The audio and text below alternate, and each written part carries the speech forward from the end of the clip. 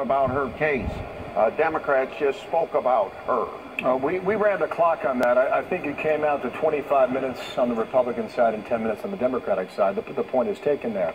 However, even at the 11th hour yesterday, you're looking for all this paperwork on behalf of some of these Senate offices, specifically Dianne Feinstein and Mazi Hirono in Hawaii. What do you think was happening with these staffs behind the scenes? Why do you want that paperwork, Senator? Well, it's paperwork from the fact that Dr. Ford gave various testimony before our committee, and as long as the testimony was given before our committee, we feel that we ought to have the information to back it up. And she also gave some of this information to the Washington Post, so why not give it to the committee as well? The inference would be is that there's some funny games going on behind the scenes. Do you believe that was the case, or is the case? Okay. Well, then I'll get beyond just the answer I gave you to a broader issue. Some of my committee feel that we ought to pursue an investigation on that. Right now, I'm glad to be where we are today. I want to get over this hump, and then after we get over this hump, I want to get back to a working relationship that I've had with Senator Feinstein and Democrats, because every bill that got out of my committee is a bipartisan bill. Now, the judges are a little bit more controversial, but I think that I want a working relationship with them, and I'm not sure that I want to stir up. Yeah. I'm not sure I want to stir up a lot of stuff. Would you pursue this? And if so, paperwork in a letter is one thing, as you well know, but subpoena power is another matter. Would you go there next? Then what I'm going to do is, my colleagues have spoken more about that than I have, even though the letters are from the chairman. I'm going to have a consultation and do it in a collegial way. But I think that since this has been such a strongly held views on this issue, we've got to get back to bipartisanship, and I want to encourage that. A lot of people have asked about the process, but there was also this little bit of a sidebar story, and I wanted to get your take on it, because apparently yesterday, when asked why there aren't more female senators on the committee, you said, well, it's a lot of work. Don't forget, compared to a lot of committee meetings, we have an executive every Thursday, so it's a lot of work. Maybe they don't want to do it. Are people taking that the wrong way? Definitely. And what I should have done, in one sentence, I should have said, we even have a hard time getting men to serve on this committee. In fact, I think 3 men are serving on this committee only because the leader asked them to. So really, it's not something whether you're male or female. There is a lot of work on the committee, and there's a lot of controversy to it, and it's more politically and ideologically divided than most committees, and a lot of people, man or woman, don't want to get mixed up with that. Yeah. Senator, did you have a sense of what Senator Collins was going to do yesterday afternoon? Did you have an idea of her speech? Did you have any contact with her 24 hours, perhaps in the final 24 hours before she went to the Senate floor yesterday? I did not have. And I need to give her praise not only for her speech, but from almost day one of Kavanaugh being nominated, she set out on a very thorough reading of everything he wrote, being advised by lawyers on it, and she probably put in as much time, or more time maybe, than even members of the Judiciary Committee deciding how she was going to vote. And then in her final speech, she put in 45 minutes an accumulation of all the issues in this campaign, in this hearing, and I think people ought to read it if they want to get a full picture of everything that was done, and of course her reaction to it. But it boils down to this in the final analysis, and I think her speech said this. For the first month, and up until September 13th, it was always questioning about his qualifications. But once they couldn't touch him on his qualifications to be a justice on the Supreme Court because of his 12-year record on the second highest court in the land, then they went to all this dirt that came up. And of course, sexual assault accusations isn't a case of dirt, but think of all the other things that they came up with. When something didn't hit the wall, they threw something else at the wall. And when it didn't stick, they went to something else. All to get away from his qualifications, extreme qualifications to be on this court. Sir, how would you respond to people who think that the integrity of the Supreme Court has been eroded because of this process, and they're worried that, you know, Americans are losing trust in the very institutions that are supposed to hold us together? Can I give you a historical answer? Because Sure. I'm one of 4 or 5 people that was here when Clarence Thomas was here, and you remember the Anita Hill controversies, and you know about Thomas talking about the high-tech lynching. I heard exactly those same things at that time, and I think if you look back at 28 years of Thomas being on the court, none of that resentment ever came up in any of his hearings, and no more politics has been involved in the last 28 years, even though we had the same reaction at that time. 25 years later, huh, Senator? Yeah. I think you kept her cool for most of the process. There was a moment, however, was it 24, 25 hours ago, when you were addressing fake news and reporters on the Capitol. What was that all about? Well, I thought that I wanted an opportunity to say one thing. I don't want to criticize you folks doing your job. I might disagree with you a lot. I may not think you're doing it right, but I don't want to criticize you because I consider you very important to make sure that our representative system of government operates the way the Constitution intends it to operate, and everybody that's in it is honest and forthright. But there are times, and this time was outside my office. I had both pro-Kavanaugh and anti-Kavanaugh people in my office. And right outside my office, we had camera people set to take pictures on anything they could, even trying to get me from time to time. So we had people that were pro-Kavanaugh went out and said, I'd like to be interviewed on why I'm for Kavanaugh. I'm a member of Women for Kavanaugh. And they said, well, we're not interested in interviewing anybody that's for Kavanaugh. We're interviewing people that are against Kavanaugh. Now that shows a bias that the free press and free TV and everything else that is First Amendment protected doesn't follow the spirit of the Constitution. Senator, thank you for your time. Thank you for being here. Do you think it's done, yes or no? Yes, 50 to 48, I guess, would be the count right now. Chuck Grassley. Right. Thank you, sir. Dr. Ford and Judge Kavanaugh. It was only when Senator Flake recognized what a sham the process was that he at least forced the Republican leadership to do what they did not want to do and agree to a short FBI investigations into the allegations of Dr. Ford and Deborah Ramirez.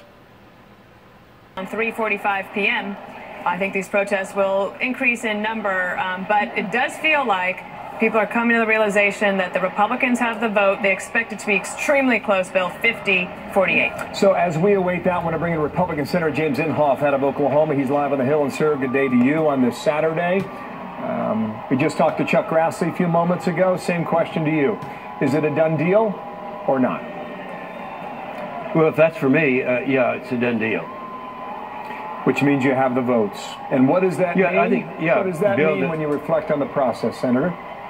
Well, you know, when you look at this, what we've gone through, we know pretty much where the votes are. And let me say this, Bill, if there's anyone out there that wants to really know everything that happened, and if they have 45 minutes to spare, pull up what Susan Collins said yesterday. That was the best description I've heard. Now, if you don't have that much time, just keep in mind that this all started with Dr. Ford, and they've had that information for 2 months in advance. There had to be a reason, and just figure it out logically. We know what that reason was. And then remember also that they made the statement, it doesn't make any difference who this president nominates. They were going to be opposed to that person. We found out this morning they already had signs made up, Stop Amy, referring to Amy Comer Barrett. I think she's in the 7th district. So they're going to be opposed to anyone that comes out of this administration. Dana? Senator, I wanted to ask you about people complaining about the process, that the process is broken, that something has to change. But what is your perception on that? Does the process exist except for it was abused? Or do you think that there does need to be fundamental change in the Senate? No, there didn't need to be any change. You know, you have people with different ideas. You have the Democrats who don't want, and let me say, the major difference between Democrats and Republicans, Democrats are disciplined. They do what they're told. And they lined up, and they're going to oppose anyone that would come out of the Trump White House. So the process is all right. It's just that people, you know, when they're dug in, this is, no matter what the process is, it's not going to work. It's going to look bad. And this does look bad, but it's really not. You know, it's going to be over in a few days. I was around when Clarence Thomas went through this same thing. And of course, the accuser in that case was from Oklahoma. I remember it so well, and they said this will never be the same and all that. Yeah, it's the same. It's going to work. Senator, go back to your comment about Susan Collins. She really divided that speech in two. One was the defense of Kavanaugh's record, judicially speaking, his legal history. And the other half, she threw a spear through the allegations against him of sexual assault and gang rape. Did you watch that speech, sir? I watched it. In fact, I was with President Trump, and when I was watching it yesterday, and I thought she did. Yeah, it was kind of two different attacks there. One, as you pointed out very accurately, but it was put together in such a way that is so understandable, and Susan, is so credible. I thought she did a fantastic job, and I think that everyone who is confused about the system ought to pull it up and watch her one more time. I'm going to watch it again. Well, we've had this debate about gender, men and women in America. Was it important to have a woman deliver the message that she delivered, do you think? Well, yeah, I think it probably was, because, and I'm sure it didn't go unnoticed. She had two other women, senators, right behind her all that time. I think that's important, because the ones I talked to are the ones, maybe Oklahomans are different, I don't know. But the women that I talked to, I haven't found one yet that agreed with the hysteria that's going on right outside this window today.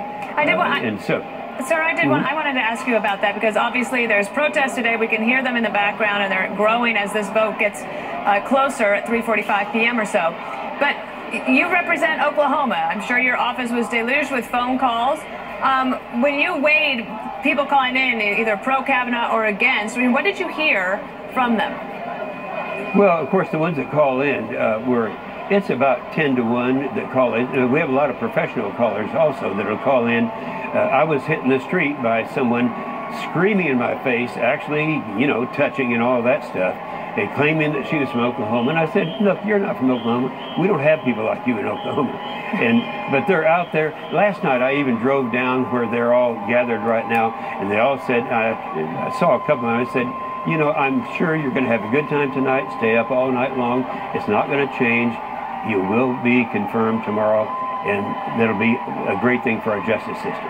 All right, Senator James Inhofe, thank you so much. Getting a little more color from Capitol Hill. Apparently, the viewing gallery is about halfway full, we're told, from our crew working that part. I have to think some of those people in that gallery, Dana, are going to be protesters, so when the vote does get underway, I imagine we'll see a little bit of that just on like camera. we did at the initial hearing, if you remember that. All right, tension's still high on Capitol Hill. You're seeing it here. These protesters being arrested as the Senate gears up for the final vote on Judge Brett Kavanaugh. Senator Susan Collins saying the time for talk is over. A lot of charges and counter charges about Judge Kavanaugh.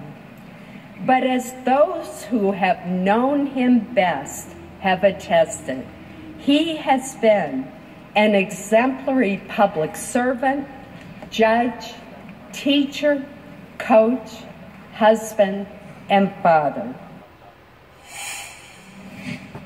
Same as a political conservative. A judicial conservative looks at the law on the basis of what it says rather than what they wish it said. That's what I like about him, and that's why I'm fully confident in his ability to be a Supreme Court justice. Bill, we're going to go back to our panel here. We have so many good guests to talk to, and I want to bring back Chris Starwald if we can and mention two things to him. First of all, the generic ballot. In the last 3 weeks, you've seen an advantage for Democrats go from being what it is to really narrowing down. If you look at the polls, I just wonder if the Democrats have succeeded in, you know, energizing the Republican base and depressing their own voters. And this just in, Chris, I want you to be able to talk about this. And excuse me, I'm going to look at my phone real quick. From the NRCC, money raised up 418%. Individual donors up 273%. Donations up 279%. And they just said that compared to this time in 2016, their donations are up 1,111%. And that pales in comparison to what the Democrats have raised. So there is just the politics, it's a wash in cash. Politics, no, neither of the parties are wanting for money. I love this 1,000% increase. 1,111. Chew on those numbers. 1 bajillion times 1 bajillion. The Democrats have 60 House candidates who individually have raised more than $1 million this cycle. The enthusiasm, the intensity is huge. This is another good metric for Republicans of how that intensity factor has gone up with Kavanaugh. The question is this: can they maintain it for the next month? And what are they going to do to keep this coalition engaged? We know what the problem has been for Republicans, which is that they've been divided. Traditional Republicans, conservatives, suburbanites versus working class white voters, the MAGA coalition, especially in the upper Midwest, the people who delivered places like Pennsylvania for Donald Trump. That's not a happy family typically. The Kavanaugh nomination and the fight, since it deals with both the Supreme Court, which is of paramount importance for conservatives, but also it deals with sort of a reactionary social movement, right? It's a moment. It's about the same sort of cultural conflict that got Donald Trump elected. So it brought them together. Can they stay together and can they stay enthusiastic for the next month? We will see. Yeah, Marie, what are you hearing on your side in terms of numbers and projections and the gazillions?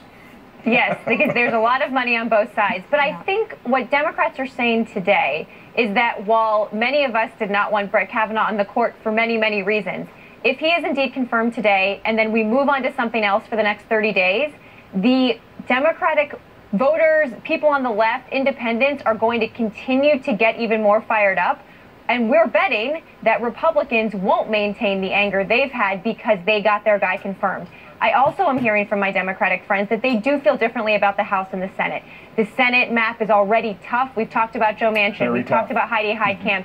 The House map, because of the map and the math, is already better for Democrats. And the places Democrats need to win, Kavanaugh, like Donald Trump, is underwater in terms of where the polls are. So when it comes to the House, this will probably help. Our projections here at 5, we have about 2.5 dozen House seats that we believe are legitimate toss-ups. Could be a few more, could be a few less as we go over the next 30 Do we still have Karl Rove? I don't know if we do, but okay, we don't have Karl. But one of the things I was going to ask him was just about this idea of anger. Does it work, right? Like if you lose and you're angry, can you stay motivated for the next 30 days to vote? Or if you're Republicans and you're reunified for the first time in a long time, and we do have Karl Rove, great. Karl, I did want to get your take on just the politics of all of this, and I wonder about the Democrats going down this road, and you end up with the possibility that these red state Senate Democrats, that their chances were not helped by this process. Well, look, some Democrats will remain angry, and no ifs, ands, or buts about it, and that will help them in some respects. But to every action, there's a reaction. I think, in fact, I may have heard Marie say that yesterday or the day before. And the reaction will be the angry the Democrats, some Democrats are about this, and if they act over the top, there'll be a reaction on the part of Republicans. But here's the other thing to remember, and that is the Harvard-Harris poll had an interesting question. It said, what would happen if there was an FBI investigation and no corroborating evidence? And 40% of Democrats said Kavanaugh should be confirmed. So there's going to be a bunch of Democrats whom this issue of corroboration, was there evidence to show that he actually did these things, is going to be dispositive. So not every Democrat is going to be wound up about it. And the more some Democrats say he's guilty, the more some Democrats will say, well, you didn't have any corroboration for that. I don't buy into it. Karl, to you and to Dana on this. You know Brett Kavanaugh personally. You both worked with him in your previous lives. Kavanaugh worked in the Bush White House 5 years. Karl, you were there how many? Was it 6.5? Was it 7? Okay, 49. 6.5, 7. Dana, how long were you there? Dog years, 49. A long time. How does Brett Kavanaugh, as you know him personally, how does he handle this publicly?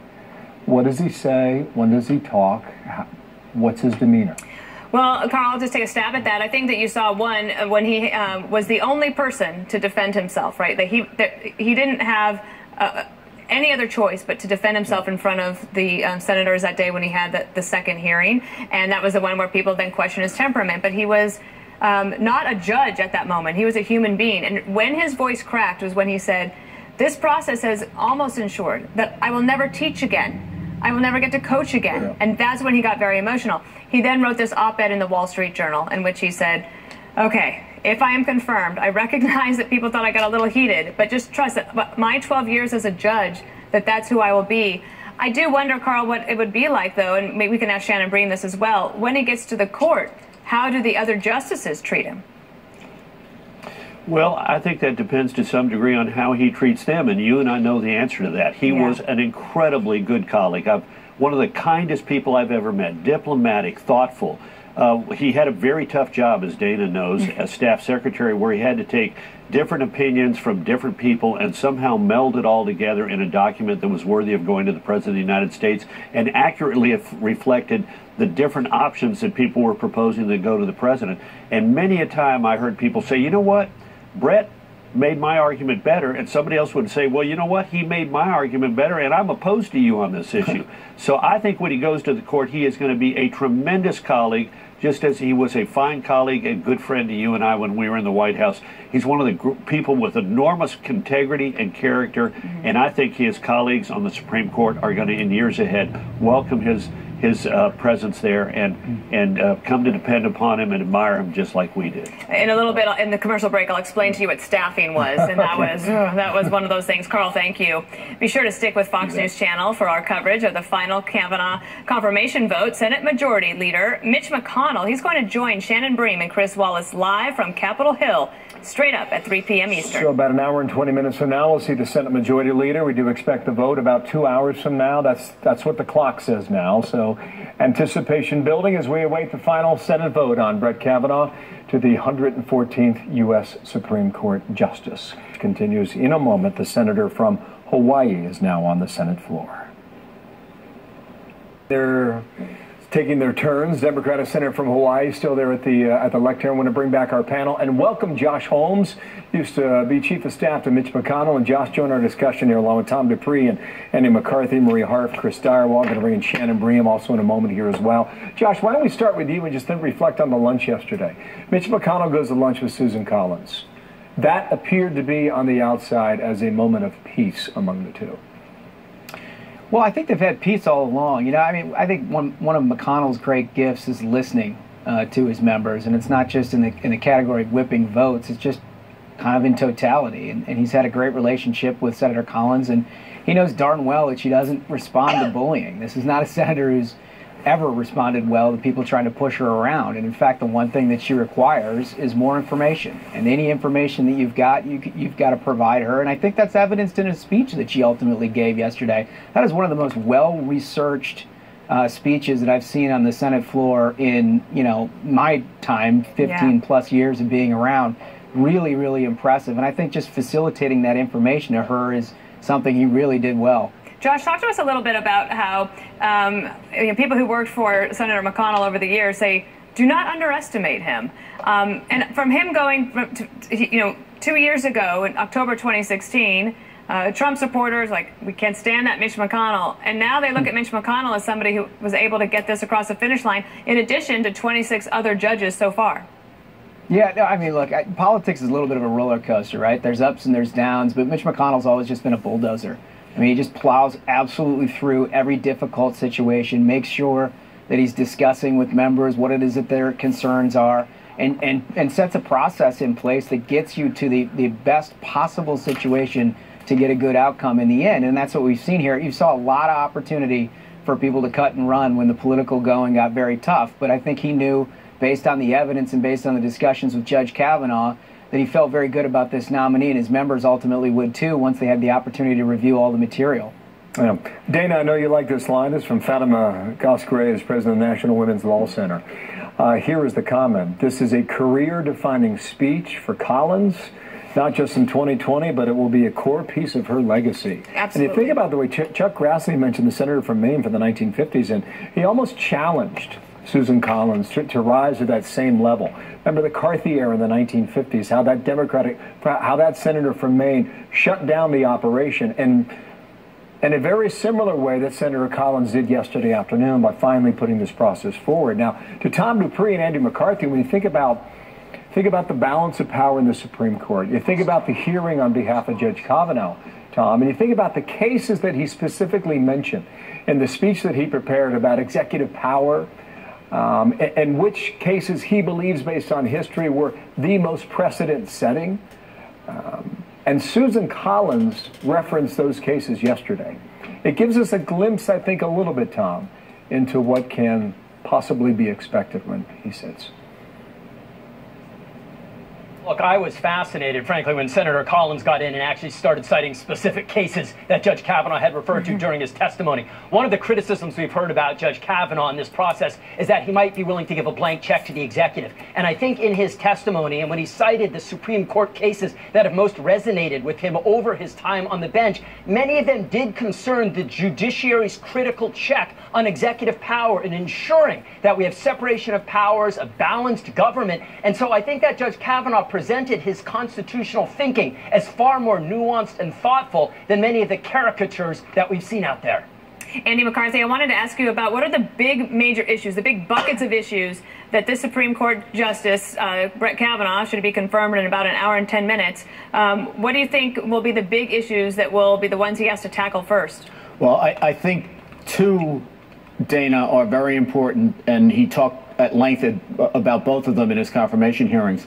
One is privacy and the continuing clash that we have between the values of the Fourth Amendment and the changes in technology, the needs of national security, and where we strike the balance there. The other one I think that's very important, and I think has been misstated a great deal, is this business about what happens if some issue regarding President Trump were to come before the court. And I think his position is that if the president is to get protection, that has to come from Congress. The court is not in a position to exempt the president from civil or criminal proceedings. Right. All right. Very fascinating. Of course, there's going to be a lot of issues, Bill. Yeah. Stand by to all of you. Got a great panel here. They're not going anywhere. This is Patrick Leahy, now on the floor of the Senate, the Democrat from Vermont. So as they continue to take turns right and left, we will eventually make our way toward that hour, which right now appears to be 3:30, 3:45 East Coast time. Back in a moment right after this.